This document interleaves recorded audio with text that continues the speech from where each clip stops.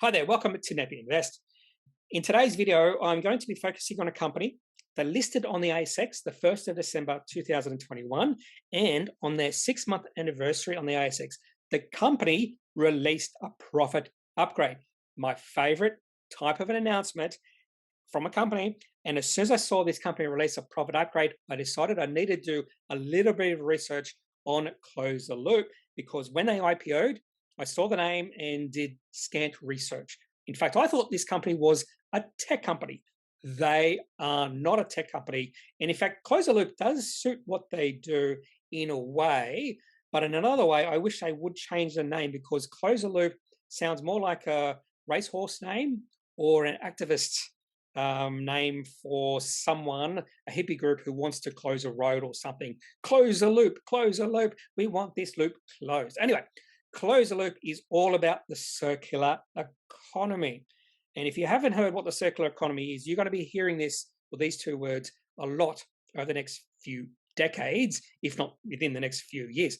So a circular economy is an economic system that tackles climate change, biodiversity, loss, waste, and pollution. It seeks to correct the problems of the linear economy. So there's a circular economy and a linear economy. So in the linear economy, consumers and business follow a take, make, and waste process, meaning most products and resources become waste. A circular economy employs, reuses, shares, repairs, refurbishes, remanufactures, and recycles to create a closed loop system, minimizing the use of resources, inputs, and creation of waste, pollution, and carbon emissions.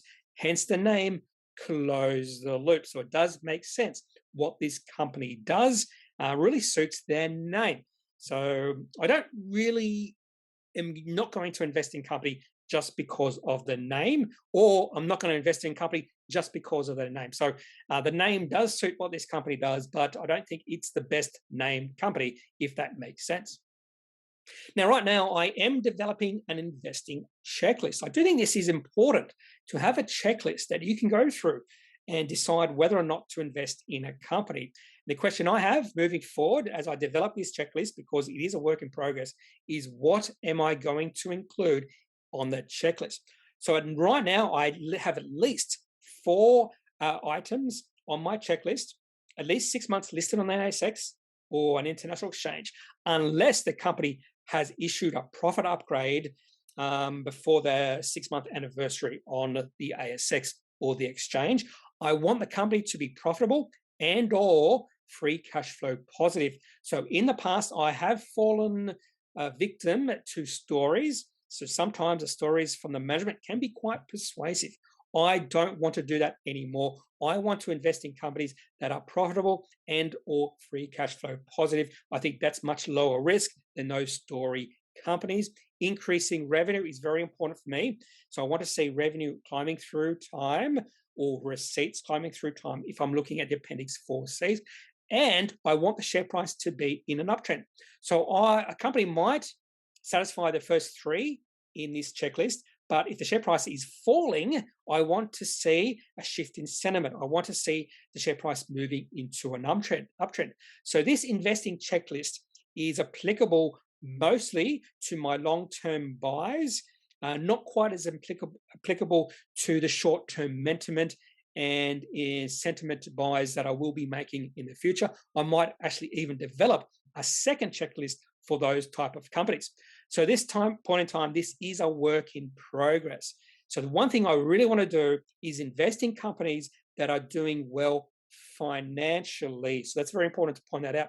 Doing well financially, doing well ethically, and that sort of thing, I don't really care about at this point in time. The other thing I want to look at is, how do I develop checklists in regards to value? I think this is going to be the hardest thing. How do I look at the value criteria? This is going to be very important, because even though you could have a company that has been listed on the ASX for 6 months, is profitable and free cash flow positive, has increasing revenue, and the price is an uptrend, the valuation of the company could be way too high. So sort of like when you're buying jeans. If you see jeans you like, and those jeans are $500, but sometimes or most of the times they are $100. Why would you buy those jeans at $500 even if you really like it? But then if those jeans become $50, that's when you go all in and buy those jeans. That's the same thing with companies. You want to buy the company you really like that fits all the checklist points at really good value. So that's one thing I'm going to have to go through over the next few months is developing a checklist when it comes to valuation. I don't like DCFs. I think they are highly flawed. So that rules that out. So there must be some other way I can come up when it comes to value. Now, the reason I went through all that in the previous slide is going to be highly important when we go later in the video, because I'm going to go through those 4 checklist points when it comes to close the loop and decide whether this company could be a buy right now or maybe just put onto my watch list for a future purchase. So let's go back to the circular economy. And this is straight from a close the loop presentation, looking at the circular economy, what they do. So close the loop is all about packaging, printing, recycling, that sort of thing. So you have raw materials coming in, and in the circular economy, you go through design, production, remanufacturing, distribution, consumption, use, reuse, repair, collection, and then recycling. So everything is circular instead of the linear economy, where you don't go through a lot of these little parts of the circular economy, and you go from raw materials to waste. And there's a lot of waste in the linear economy. And that's one of the things that Close the Loop is trying to address, is decreasing waste. There will be a bit of residual waste in the circular economy, but nowhere near as much as we do see in the linear economy. Close the Loop, in fact, was a merger of 2 companies. One of the companies was Close the Loop. The other company was OFPAC. And as a combined entity, the business model of Close the Loop, and this is just looking at their prospectus that they did release before their IPO, they will have 3 parts to the business model: printing and packaging and related services, collection, processing and value-added services, and recycled materials. So this is all about the circular economy, and this will be an increasing facet of our lives over the next few decades.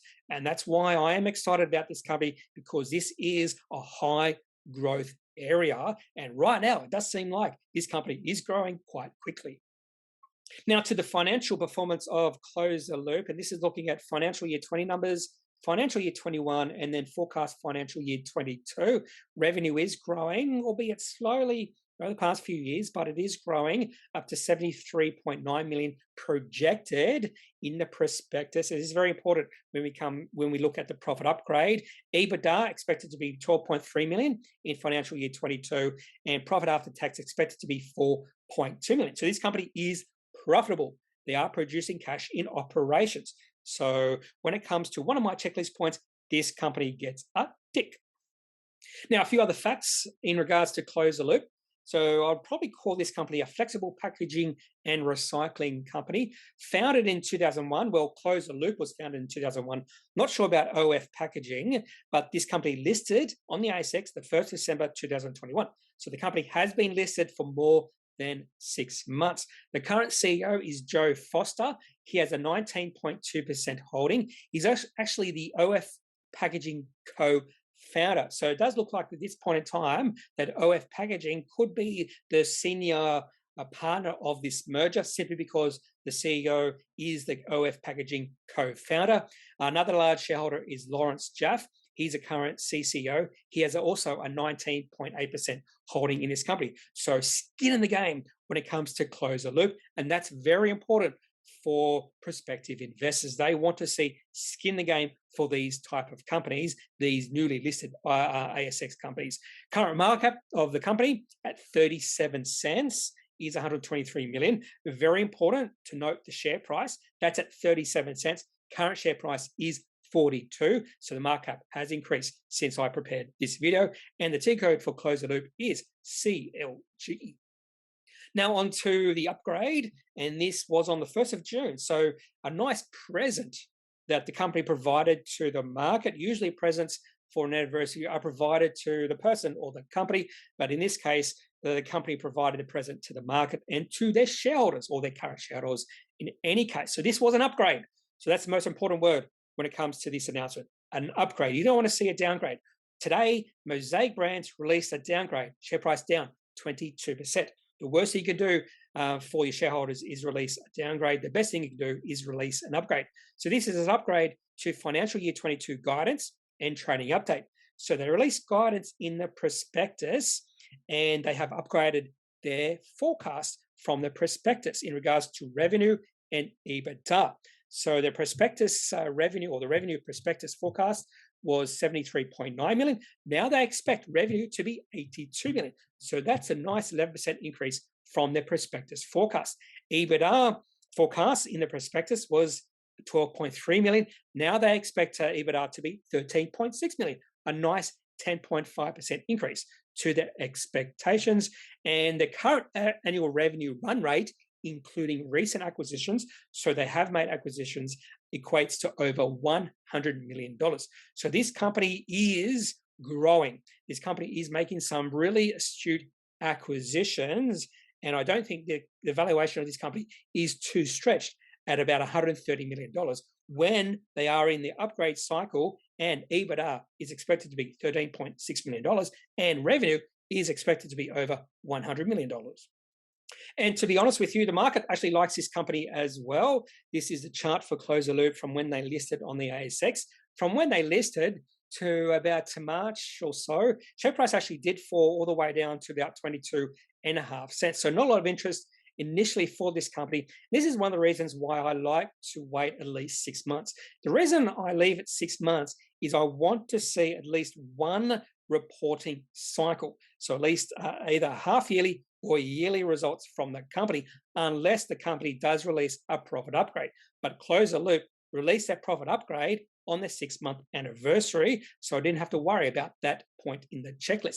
But from that low we saw in March this year, share price of 22.5 cents, the share price has more than doubled up to a current share price of around about 42 to 43 cents. And we did see a little bit of a pop when the company did release this profit upgrade, and you should expect a bit of a pop. But the last few trading days, we have seen a little bit of profit taking, which again is what you should expect, because quite a few investors who did buy into the IPO, who might have bought in during the March lows, have seen the share price increase, and they just want to lock in some profits. But I think there is potential that this company's share price and valuation will increase from here. They're in the right space, they're in the right sector, a growing company, some astute acquisitions. There's nothing much to not like about this company right now, except maybe the name. But even the name suits the company. So back to my checklist, investing checklist. We'll go through the first 4 points, whether Close the Loop does fit into this criteria. At least 6 months listed on the ASX or exchange, that's a tick. But even if they released a profit upgrade like a week before the 1st of June, that would have been a tick as well, because they released a profit upgrade. And that's what I am looking for in every single company on the ASX. Profitable and or free cash flow positive. This company is profitable, and more than likely they are free cash flow positive. I need confirmation on that when they do release their next results or financial results. So that's a tick. Increasing revenue.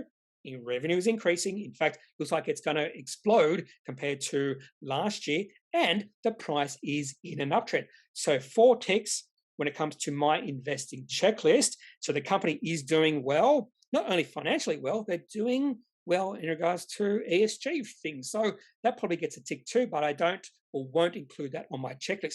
Now it comes to value. Is there good value in this company right now? So that's one thing I probably have to decide. But I decided to take a position in this company just because it got ticks on the first 4 points on my checklist. I didn't buy a lot because of that valuation concerns. I'm not concerned that this company is overvalued, but I need to develop a checklist when it comes to value. And once I develop a value checklist, that's when I can decide if I could go all in on Close the Loop or maintain a smaller holding. So at this point in time, a small holding and Close the Loop, sort of initial holding, initial buy, and then if I like what this company is doing over the next few months, next 6 months, I might add to my position in Close the Loop. That's all I have for this video on Close the Loop. Sort of an introduction video to this company that listed on the ASX on the 1st of December 2021. They're in the right space, the right sector. They're doing good things right now in terms of financial results, doing good things in terms of the environment, that sort of thing, and many things to like about Close the Loop. If you have any more questions about this company, go to the website. Lots of things to look at on their website, or you can just leave a comment in or question in the comment section of this video. Otherwise, I'm not a financial advisor. If you do need financial advice, make sure you seek out someone who is qualified and can speak to your own financial needs. That's it for this video. Have a good day. Bye.